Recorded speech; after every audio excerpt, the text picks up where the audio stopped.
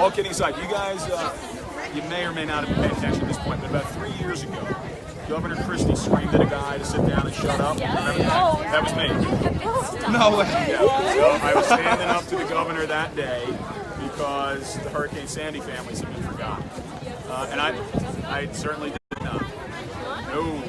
And it was funny, the police who surrounded me, the one guy who had his arm around my waist was Mike, who I used to teach at St. Rose High School. The guy who had to tell the cops to come get me was my buddy John, and I went to grammar school. He was in my hometown of Belmont. Yeah, so things that I will lend my voice and my vote to is like HR 676, which is expanded for Medicare for All Act, so that all of you will be guaranteed health care when you get out of high school, out of college. I want to push to have college be at our public universities be tuition free.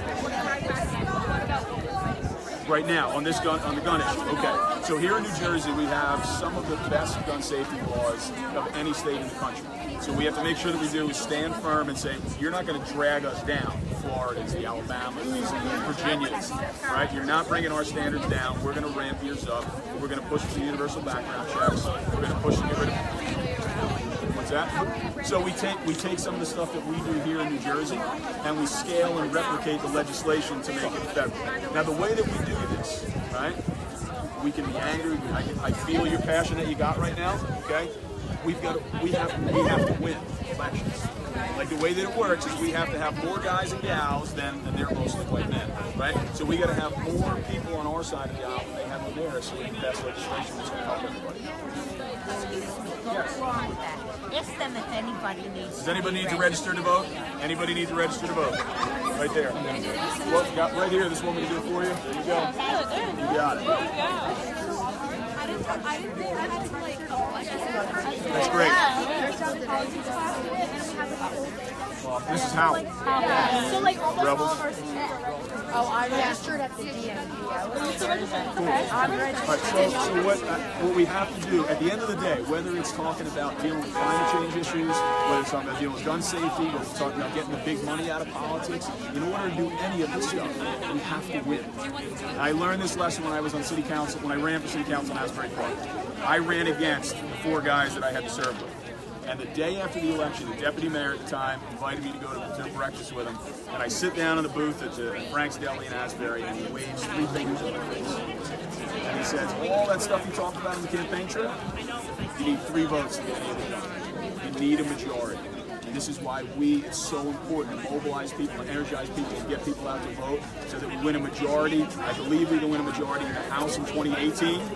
Maybe in the Senate, but definitely in the House.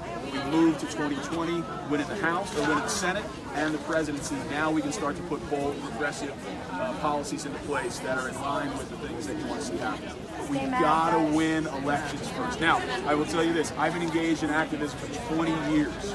When I was a graduate student at St. John's University, I used to be a pro soccer player, and I was a Division I college coach at St. John's. And while I was going to school, while I was coaching, I was going to school and I was writing a paper in my first class about Nike's labor practices in light of what's called Catholic social teaching. And what I found was if you wanted to pick a company that violated everything we stood for, Nike was it. How they were exploiting mostly young women around the world in their sweatshops. At the same time I'm learning about this in theology, in athletics, we're negotiating a $3.5 million endorsement deal with Nike. Part of that deal, I got to wear promote their products. I took a stand. I said I won't be part of this. I was the first athlete and still the only athlete in the world to say no to one of these deals. And that was a big thing. And I started getting invited to schools all over the country to talk about this. And people were telling me, you're crazy, you know what you're talking about, some of the criticisms that you're getting for standing up on this issue. So I wanted to prove my critics wrong, so I moved 13,000 miles from New Jersey to go live in a slum with factory workers and try to survive on their wages. It was $1.25 a day. I lost 25 pounds in a month sleeping on a cement floor with rats and cockroaches, and I've been pushing to get better conditions for those sweatshop workers for 20 years. And the reason I share this story with you is to say, you may be in this fight for 20 years. Okay, you have to stay committed. You got to stay grounded. You got to stay connected to each other. Okay. Now we take the anger and we have to transfer it into political action. So every time you want to take your shoe off and throw it at your computer screen because the president has tweeted something ridiculous, right? You're going to call the Keady for Congress campaign. We're going to give you what's called a walk list, and you're going to go out in your neighborhood and knock on doors. That's how we win elections, putting boots on the ground, knocking on doors in our neighborhood, getting people out to vote. So we got a primary on June 5th. We've got 10 weeks. If you want somebody like me to be representing us in the fight to go against this guy, then I need you now. We got canvassers going out. We got a campaign house in Spring Lake that we run out of. You come for one day, do 30 minutes of training, and then we just give you lists and you just burn through them and get as many people registered to vote and engage in the campaign as you can. That's how we win this. All right? Okay, so I'm going to stop talking and see if you guys have other questions, guys and gals. Other questions of someone who's asking for your help to represent you. I'm doing a job interview right now with you. I want to be your representative. So other questions, thoughts, or comments? It's not pushing my deal together. What can you promise you're going to do? Like ideas, what are you going to do that's better than Mr. Smith? Yeah. Oh, No, the other guy? Okay. Okay. Also, Mr. Smith has been pushing for ideas that are agreeable. Sometimes. So like on the bill that was in play in 2017, where they rolled back controls to have people who had mental illness not getting access to guns, he voted to roll that back.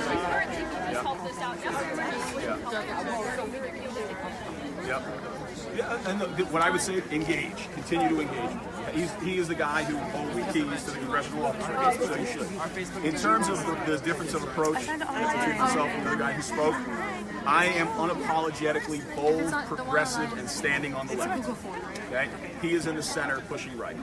I don't think that's where particularly people in your generation are at. And when we have to make compromises in Washington, D.C., if I'm over here staked out on the left, I saw the dog, don't worry. If I'm over here staked out on the left, and Representative Ryan is over there where that tree is on the right, and we got to meet for compromise, I'm going to take a step to the right, he's going to take a step to the left. I'm going to take a step to the right, he's going to take a step to the left. And we're going to meet in the center on the compromise. Right? If I start in the center, and I start moving that way, where do we end up? Way over to the right. And we have far too much of that in our Congress right now. The Congress is pushed, and with the Tea Party on the other side, I mean, they're off the reservation. So what we've got to do is stand boldly on our progressive values, fight for the things that you are passionate in fighting for, whether it's women's reproductive justice, whether it's making sure that we're getting these gun safety measures put into place, whether it's fighting to push it back against the fossil fuel industry, and also pushing to get investments in green energy technology so that you can have a planet that you can live on. Right? These are all the things that we have to boldly, proudly stand for. Right? That's the difference between he and I. Right? I'm here. He's there. And I would say that when I go out and lecture at high schools and colleges all over the country. I spoke at 500 schools in 43 different states. And where you are at is the future. I'm already there. You don't have to convince me of the passion that you have. You don't have to convince me of the justice of the issues in your positions. We just got to work together to win elections, so now we can put policies in place that reflect those.